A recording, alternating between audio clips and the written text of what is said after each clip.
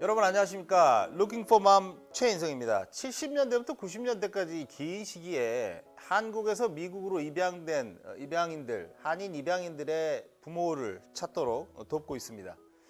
아시다시피 한반도에서는 한국전쟁 이후에 20만 명이 해외로 어린아이들이 입양이 됐다고 하네요. 저희 룩킹포맘은 한인 입양인들의 엄마 찾기, 엄마와 가족을 찾는 작업은 보호받아야 할, 저희들이 보호해줘야 될 권리라고 강하게 믿고요. 오늘도 마이크와 카메라를 켰습니다. 자, 만약 누군가의 해외 입양이 누군가의 돈벌이가 된다면, 아이를 인계하면서 누군가 돈을 주고받았다면, 그리고 그 과정에 대한민국 경찰이 개입됐다면, 그래서 한 사람의 인생이 완전히 바뀌었다면 이걸 어떻게 회복을 해야 할까요? 그리고 도무지 해결이 될 수 있는 걸까요? 자, 오늘은 덴마크에 거주하고 있는 레미 젠슨 링홈 조성국 씨와 이야기 나눕니다. 안녕하세요. 안녕하세요. 반갑습니다. I know who you are. I read a story about you and your essays and everything, but please tell our viewers about you, who you are, please. Yes, as you said, my name is Lemmy. I'm 49 years old, approximately. I was adopted to Denmark in 1974 when I was approximately 2 years old. I've been living in Denmark most of my life. I have two sons, two beautiful sons, Carl and Anton. I have a wife, a new wife, my second wife, and she also has two kids. I work in the telecoms industry with HR, people performance management and development. I think that's the short story. I see. Wow. I know there are lots of Korean Danish adoptees, and even including the Scandinavian peninsula, the countries in there. Now, please shout out to those friends, families, and also adoptees out there in Danish, if you can, please. Thanks a lot. Kære venner, en kæmpe hilsen. Kære familie, kære venner, kære koreanske adopterede i Danmark, Norge, Sverige. En kæmpe hilsen fra mig.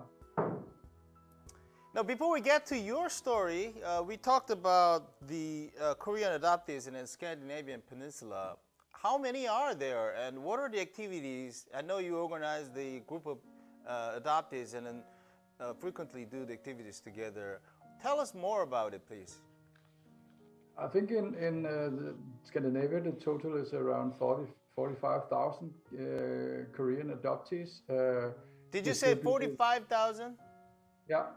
40, not 4,500, it's 45,000. Yeah. Sorry, I stopped you. Go ahead. That's okay. And as I said, we're distributed in Denmark, Norway, and also Sweden. In Denmark, we're around 9K Korean adoptees, and we have this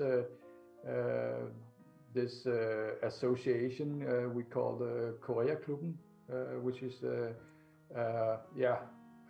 club for Korean adoptees in Denmark. I see. I know, I'm not sure I have the firm number of the population of Denmark, but 9,000, I know that Denmark is not a big country. 9,000 is a big number right there, right? Yeah. Oh my God. I think there's about 5.5 million. 500,000, I see. Yeah. Now, I know, and you know, you were lost in the streets in Busan, am I right? Yeah. And you picked up by the police there, and you actually transferred to the orphanage in Seoul. I know you have some documents there. Would you please describe the process that beginning your lost and missing child to all the way to Scandinavian Peninsula, please? So my story, my process, I think, as I said, I was born around 1972, and in 1974 I was picked up by the police in the streets of Busan, and then I was handed over to the Nam Quang children's home in Busan, where I was for around, I think, 3 or 4 months. And after that, they handed me over to Korean Social Services in Seoul, and then the 1st of September 1974, I landed in Denmark. I carefully went through your document. It doesn't look like the Joseongguk is named. You are named by your birth families. I think it was named by the officers in Namgang, right? Why was it? I know you were 2, around 1.5. I can believe that you probably, hopefully remember your own name. Why the sudden change and a new name there? I think that is very common for children entering Nam Quang, is to get a new identity. I've heard that before from other adoptees, getting a new name and also getting a new birth date. So everything we have in our papers is something that is constructed by either Nam Quang, children's home in Busan, or Korean Social Services in Seoul. I see. We'll go to that part about the police and agencies later. But I have several pictures that we want to show to our viewers. This looks like the first passport that you have, or the description of a bearer document, right? So this is the first and the foremost picture that taken by somebody of you. Yeah. I think that's probably when I entered Nam Quang.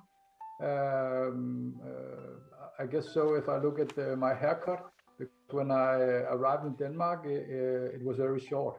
I think this is probably a picture where, back in Busan. So this is also Busan, I believe, taken by the police or Namgang. Yeah. Of you right there. Yes. Most likely 1.5 or 2.5. Yeah, half, I would say. I see. And then obviously you flew all over to Copenhagen. Yeah. Is this the airport, I believe? Yes, that's the airport in Copenhagen. I was picked up by my Danish adoptive parents. My father is on the picture. You could also see my hair is very short at that picture. So I think that was a part of making me ready to be adopted. I see. Also, the picture that might have taken at your home on a sofa. Yeah. Adoptive mom, I guess. Yeah, that's my mom at your left hand, and my big sister at your right hand. They look like a really lovely families right there. Yeah. And you're in a tux, somebody's wedding, I believe? No, that's actually when I was baptized in Denmark. So I was giving my Danish name, which you mentioned at the beginning of this interview, Lemmy Kok Lyngholm Jensen. I see. Yeah. I have some other pictures with the family members, maybe a couple of days or months after you arrived there. That's actually also from the airport when I arrived. Yeah. And teenagers, I believe. Yeah, pre-teen. Yeah, I think it's around 11 or 12 or something like that, doing homework. Back when there was typewriters, before the computer. I didn't know you served in the military. Yes, I served in the infantry also. Yes, in Denmark. I see. Is that a mandatory draft or? Yeah, sort of. No, it's not the same as in Korea. You pick a number, and if you're lucky, you go to the military. I see. And also your family picture now. This is beautiful. Yeah, thanks a lot. That's from my wedding with my new wife and all of our kids. So that was a wonderful day. Okay. Now I want to briefly mention about your adoptive family and adoptive mom and dad. Could you kind of explain or describe your growing up in the peninsula there? Yeah, I had a very safe and good childhood in Denmark. My parents had a grocery shop. So it was a good childhood. I grew up in a primarily white neighborhood. So in the beginning of my life, everything was about, being integrated and feeling Danish, I think was very important. And I think it was very late, or at least I was old before I started searching for my, Korean identity and also my Korean parents. Some of the Korean adoptees here in the United States, they went through lots of discrimination and struggles, and even with their own adoptive family. What was your case? Was it always smooth as you expected? I think it was rather smooth compared to the things I've heard about American adoptees and also adoptees in other countries. So it was very smooth. There was, some kind of racism. I would rather call it ignorance, and unfortunately the world has changed. So, diversity has become the new normal also in Denmark. Sorry to hear that, Lemmy. Now, we have a group of high school students organized this youth LFM group. They came up with a nice little speech and video and drawing for you. Are you ready to watch this? Yes, thank you. Let's watch this. Yeah.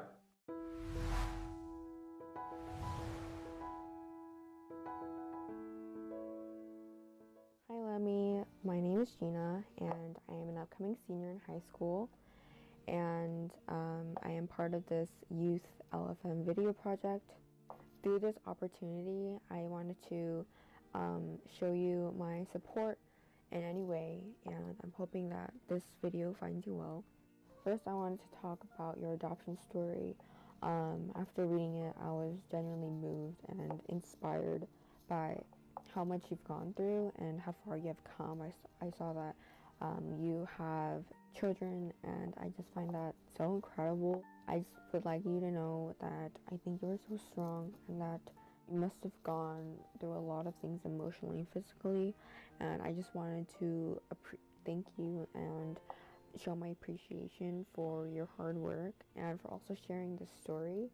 I never read anything like this before, and I really learned a lot from it.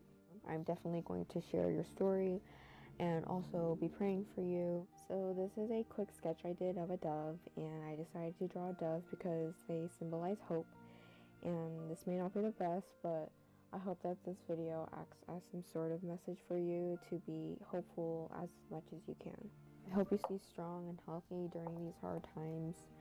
And yeah, thank you for watching this. I really appreciate it. And I hope you really feel the support and the love. Thank you for watching. Bye. Wow, such a nice, hopeful drawing right there. That's Gina Choi from Cypress, California. You want to briefly mention or say thank you to her, please? Yes, thanks a lot.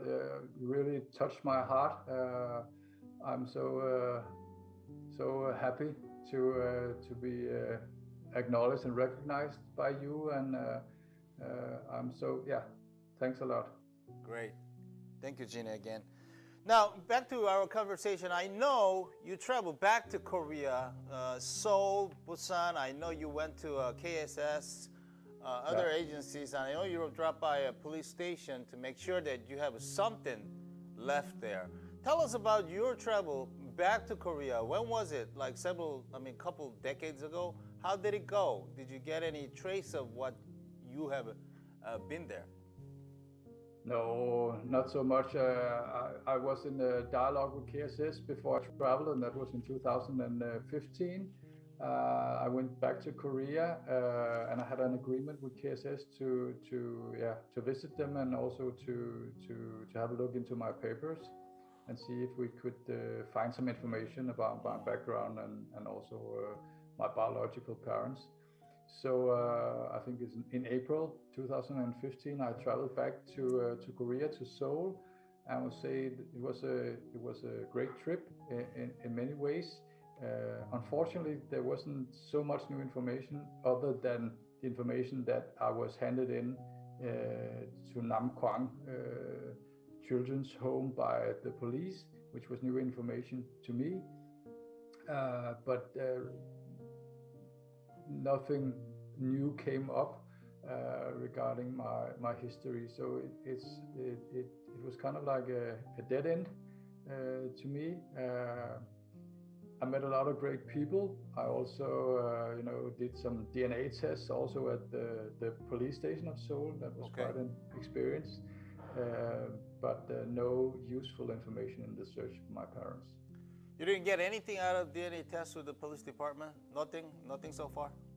No, I had a great experience. I drove in a Korean police car. I was, nearly making friends with some police officers, but besides that, I didn't get anything out of it. I see. Unfortunately. Now I'm going to get into this important and critical question that you mentioned that there was a foul play by the Korean police and also between these adoption agencies. Now you mentioned that the Korean police was bribed for them to transfer you to orphanage or even the adoption agency. Is it true? Is it real fact that you firmly believe that actually happened? I haven't been able to confirm it, but I've talked to several people in Korea working with the adoption and also adoption history, looking at the society and in Korea back in the 60s and the 70s. And they say it's very likely that the police at that point was part of the ecosystem regarding adoption, because there was a lot of money running through the adoption system from both from the United States, but also from Scandinavia and Europe, where parents were adopting Korean infants. So there was a lot of money. As I said, I think it's very natural that if you're a poor country and the situation is very chaotic, you do whatever you can to survive. That's not right. It's not. That's not right, right? No. Now, what was your reaction to the fact?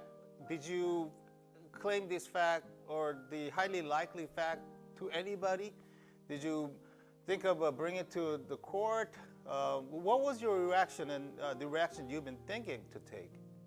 To begin with, I was shocked, because if I look at the situation in Denmark or maybe also in the States back in the 70s, is that if you found a child in the streets, you would go to the police station and you would try to find this child's parents. That's a very natural thing to do, and we have processes for that because children belong together with their parents, right?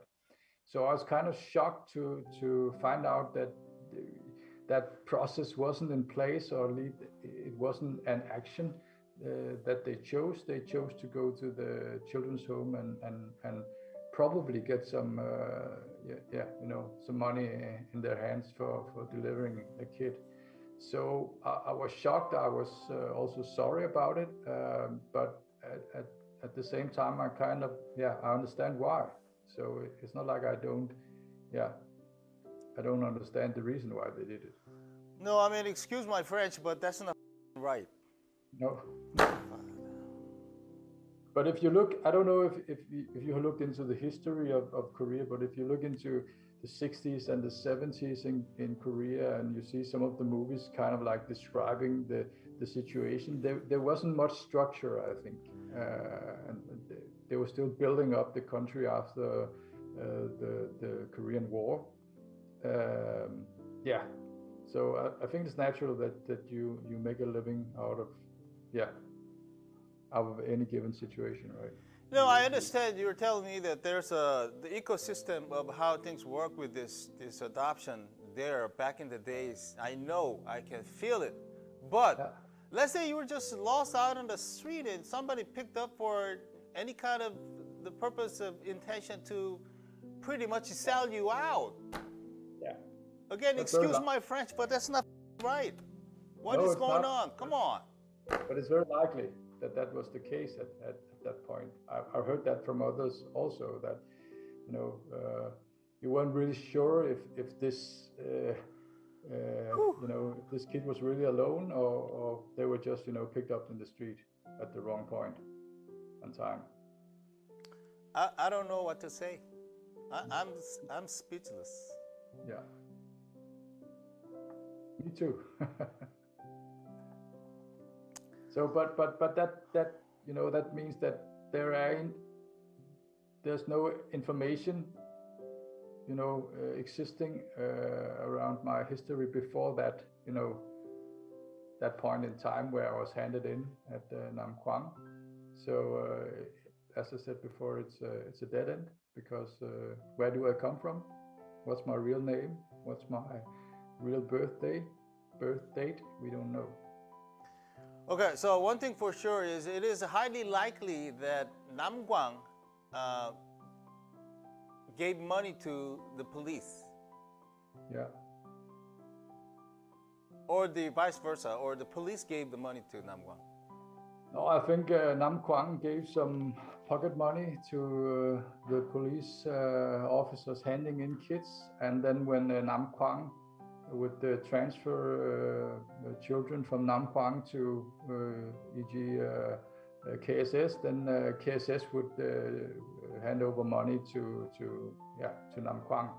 I see. So, and then the Danish adoption agencies would hand over, money to KSS when a child was being adopted.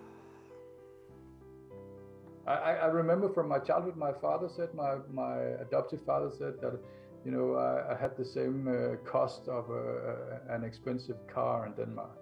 So, that was quite a lot of money back in '74. I think at that point, I think in total, I don't know, it's about 50,000 Danish kroners. That's, how much is that today? I don't know, $8,000 US or something like that. Back in '72.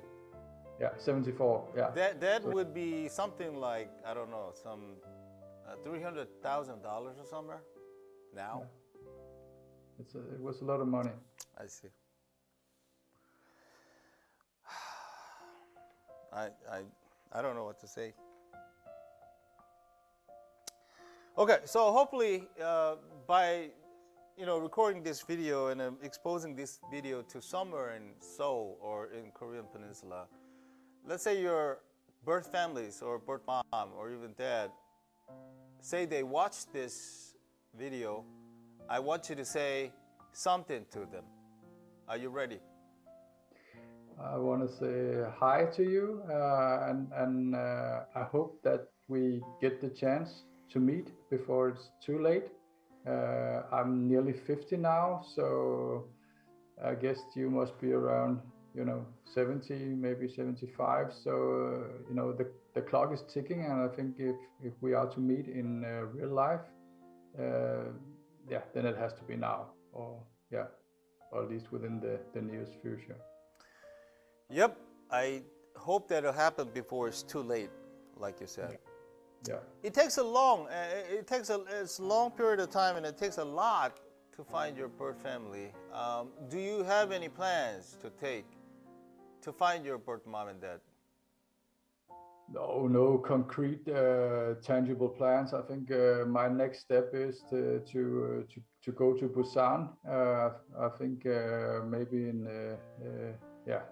2023, take my family to Korea again and go to Busan and see if I can, find any small piece of information that can help me move forward. Otherwise than that, I just have to pray for luck or for somebody to see this. I see. We hope for the best, and on behalf of the Korean community here in the United States, we will keep our fingers crossed for you, and we will keep in touch, Lemmy. Thank you. Thank you very much. Thank you. Bye. Bye.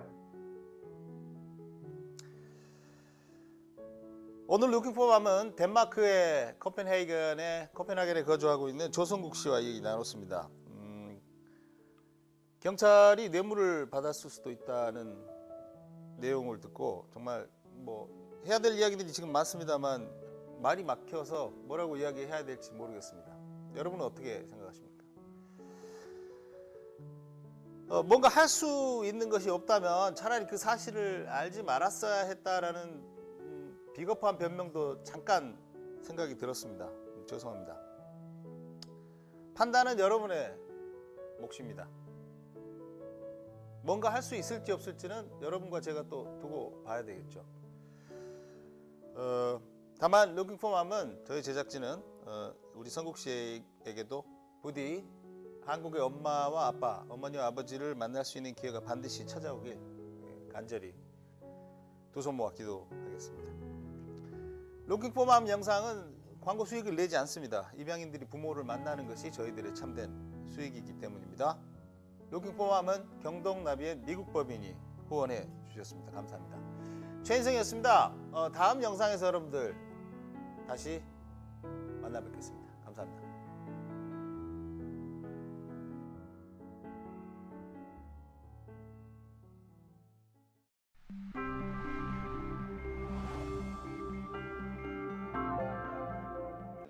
여보, 아버님 댁에 보일러 놔드려야 되겠어요 라는 카피로 굉장히 유명한 회사입니다. 본사 쪽에서는 보일러 위주로 사업을 하고 있고요. 그 다음에 미국에서는 2006년도에 진입을 해서 현재 15년 동안 여기서 사업을 하고 있습니다. 현재 판매되고 있는 제품은 콘덴싱 온수기 그리고 콘덴싱 보일러 위주로 사업을 진행을 하고 있습니다. 소비자가 원하는 시간에 바로 온수를 공급할 수 있는 친환경 제품입니다. 저희 경영 이념 자체가 기업을 통한 사회 공헌입니다. 그런 측면에서도 기업도 사회가 갖고 있는 고민, 그 다음에 사회와 같이 이제 상생할 수 있는 그런 측면들을 좀 고민을 해야 된다고 생각합니다. 룩킹포맘 힘내세요. 용기를 가지십시오. 모든 사람들이 다 응원하겠습니다. 기적이 바로 앞에 있을지도 모릅니다. 모든 사람들이 다 같이 하겠습니다. 감사합니다.